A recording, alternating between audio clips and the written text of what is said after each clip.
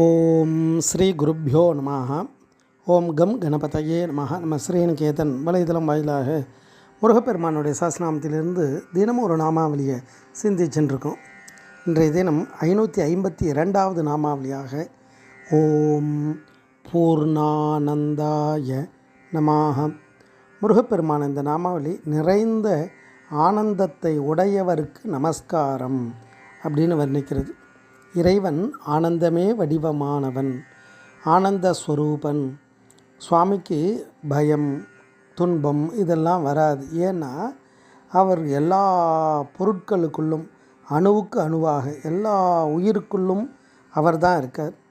அப்போ அசுரன் யுத்தத்துக்கு வரானா அவர் ரொம்ப கோபமாக அவன் கூட யுத்தத்துக்கு கோபமாக கிளம்புவாரானா கிடையாது. ஏன்னா அவர் கோபம் பண்ண அவசியம் இல்லை.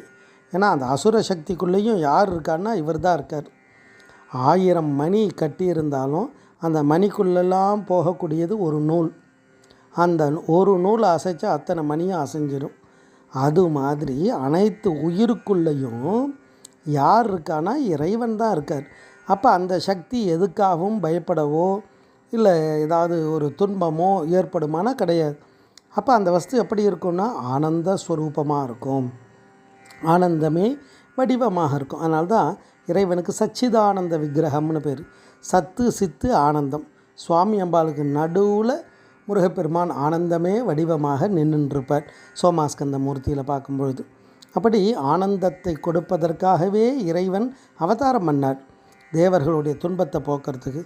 தேவர்கள் சூரபத்மங்கிட்ட அடிமையாக இருந்தார்.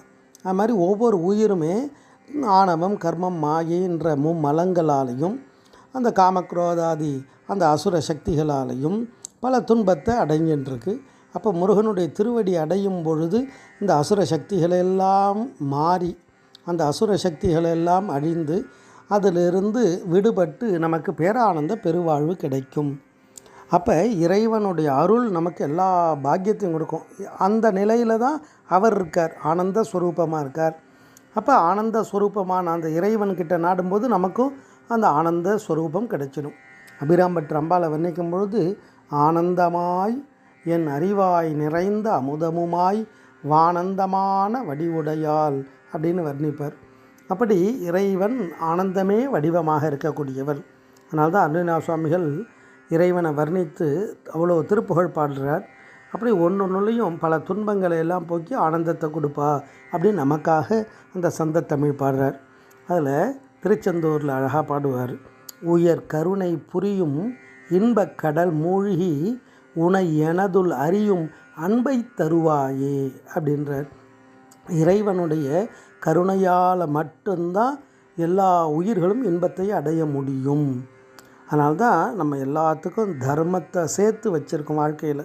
பிரம்மச்சரிய தர்மம், கிரகஸ்தாசிரம தர்மம், இல்லற தர்மம், அந்த வானப்பிரஸ்த தர்மம், சந்நியாச தர்மம்னு நம்ம வாழ்க்கையே அறத்தோடு கூடியது. அப்போ அந்த அறம்தான் இறைவன், அறக்கடவுள் அப்படின்னே அவருக்கு பேர். அப்பேற்பட்ட அந்த எல்லா உயிர்களும் இன்பக்கடல் எல்லா சந்தோஷத்தையும் அனுபவிக்கணும். ஆனால் எந்த சந்தோஷம் வந்தாலும் அதுக்கு ஆதாரமான அந்த இறைவனை மறக்கக்கூடாது. அதை தான் இந்த திருப்புகழ் அழகாக சொல்லுவார்.